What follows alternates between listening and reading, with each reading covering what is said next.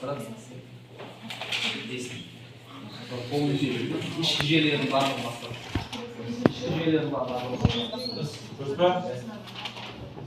Сұрақ қойшы. Файлдар мен каталогтардың айырмашылығы. Файлдар мен каталогтардың айырмашылығы. Мысалы, файлдар рет-ретімен тұрады, ал каталогтар мысалы бір ненің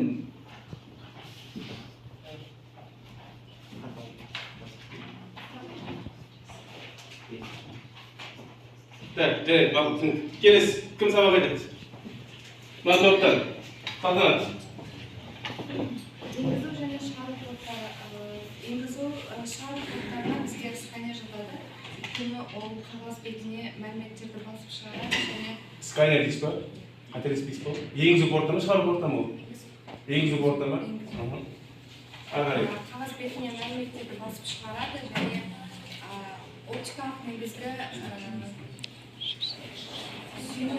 оптикалық негізгі сүйене отырып компьютерлерге жылдам енгізе алады және шығару порттарда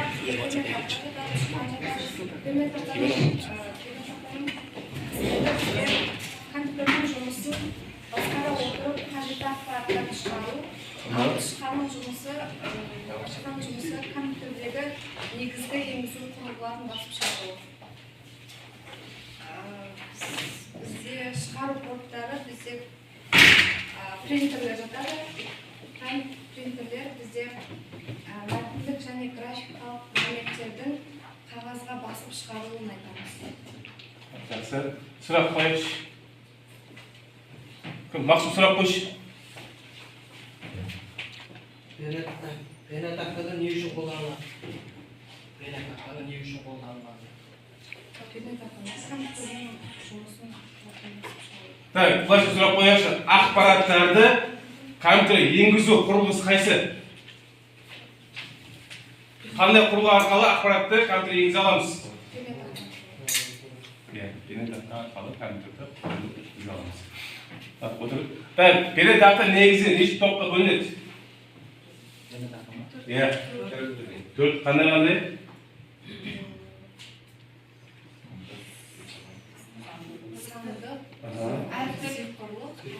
Салтанат жауап береді. Мына жерде өзінің процессорының өзінің функциясы бар, power деген функциясы бар. Біз бұл power функциясының орнына осындай кілт бар, сол кілт арқылы жұмыс істейміз.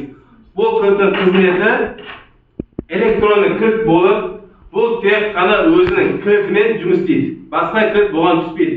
Түскен өзіне де компьютерді қоспайды.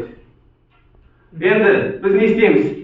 Осы кілтті бұл жерде плюс минус деген бар. Әр ненің өзінің плюс минусы болады. Если оны неправильно жалғатын болса, ол күйіп кетеді. Бұл жерде ондай жоқ. Бұл жерде разница жоқ. Плюс болсын, минус болсын, өзіңіз айтылып отырсыздар. Power'дің өзінің кабелі бар. Сол кабельді осы екі жерге пайкін отырсамыз. Балдар оны жақсы білетін шығар енді. Пайкін отырғаннан кейін, оны мына жерде өзінің аш жағында power деген сымы бар. Оны алып тастаймыз. Осының орнына power'ді қосамыз. Қазір қосып көрсетемін.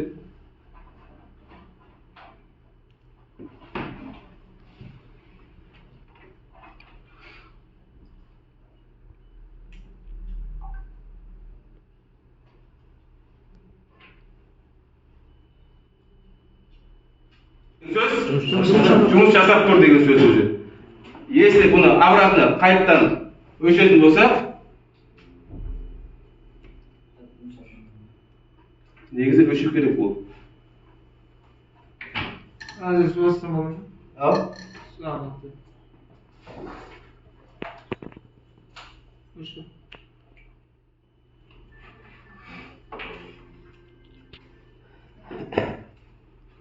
Бұл жерде сосын оны ары қарай мына функция арқылы power'дің өзінің сымы арқылы қайттан жалғап қойсаңыздар болады. Мына сымды ажыратып, екеуін қосып, мына ашқан кезде, соңғы ашқан кезде қою жұмыс істейді. Қою арқылы жұмыс істесе болады. Өшетін болса, қайтадан мына бұрап, қойырды өшсеңіздер өшеді. Сізге тағы бір көрсетейін.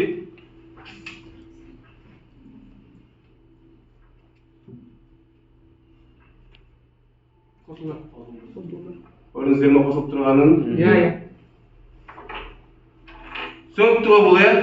Оны өздеріңіз үйде қолданып, өзіңіздің компьютеріңізге істеп қойсаңыздар болады.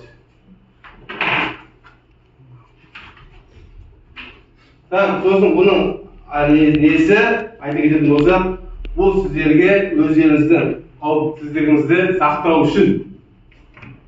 Басқа адам сіздің компьютеріңізді қосып, ішінде материалдарды өшіріп тастамау үшін, немесе вирус енгізбеу үшін.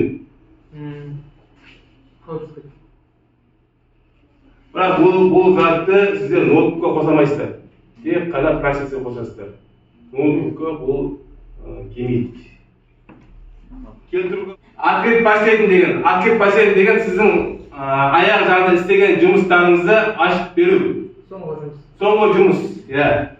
Соңғы жұмыс болғанда, ол мысалы сіз соңғы жұмысы одан алдыңғы жұмыс болдыңызда, мына жерге шығып тұрады. Или жаңа тақырып бойынша жұмыс істеймін десеңіздер, новый проект басасыздар, новый проект. Жаңа жоба жасау үшін жаңа жобаны новый проект. Новый проект деген сөз жаңа проект. Жаңа проект бойынша басар сол кезде экран бетіне ашылады. Экран беті, новый проекттің экран беті. Имя деген жерге өздеріңіздің аттарын жазасыздар. Мысалы, кез келген документті сақтау үшін өзіңіз ат енгізесіздер. Мысалы, Дулаттың ашық сабағы, немесе Дулаттың тәрбие сағаты, Дулаттың ролигі дегенде сол жерге сақтайсыздар. Жалпы белгі жобаның параметрлері. Мәзір бөлімі бағдарламаның сыртқы файлдарымен жұмыс істеуге мүмкіндік беретін және жобаларды құруға, ашуға, жабуға, сақтауға арналған командаларды қамтиды. Мысалы, әр бағдарламада өзінде бірінші файл тұрады, дұрыс па? Word болсын, Excel болсын, әр бірінші файл тұрады. Файлдың ішінде не тұрады? Открыть, создать, сохранить, печать деген нәрсе, дұрыс па? Бұл жерде сондай қызметтер бар, но ішінде оның ерекшеліктері бар дағы. Импорт, экспорт деген бар бұның ішінде. Файлдарыңызды экспорттауға, импорттауға, сақтауға, ашуға, ары қарай жіберуге. Edit.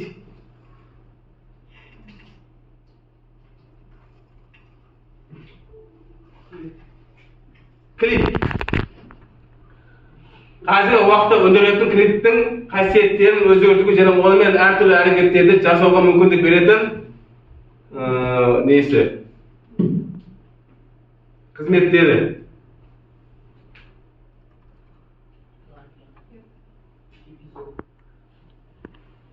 Маркер, эпизод. Жұмыс кеңістегі тіректерді басқарады дейді. Эпизодтар. Эпизод деген бір кадр, екінші кадрдың арасында эпизодтар айтып отыр сіздерге.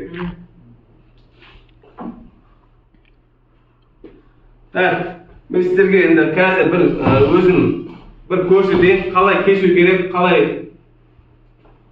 орнына қою керек.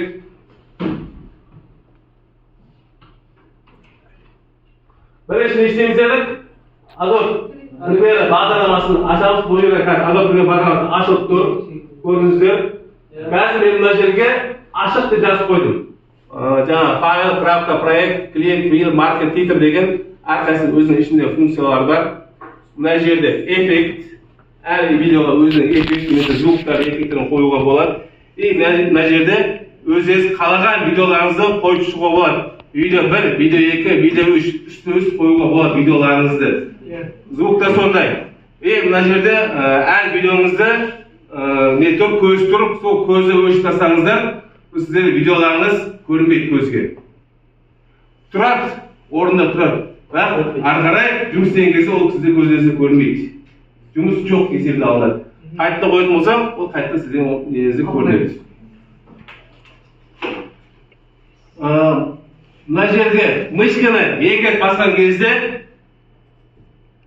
сіздердің керек материалдарыңызды қай жерде тұр, соны шығаруға болады. Мысалы бізде флешка тұр, материалдар дейді.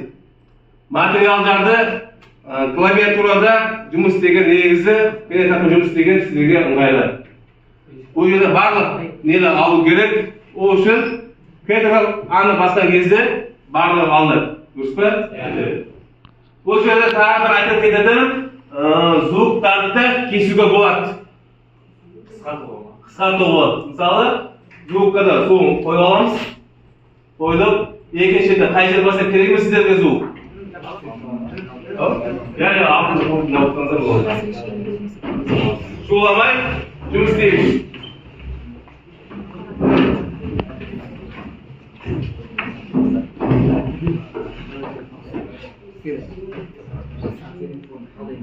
Так, оған 15 минут уақыт беріледі.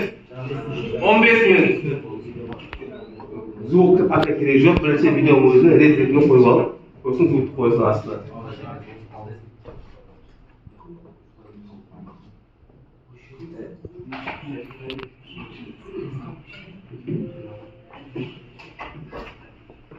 Звук қосыңыздар.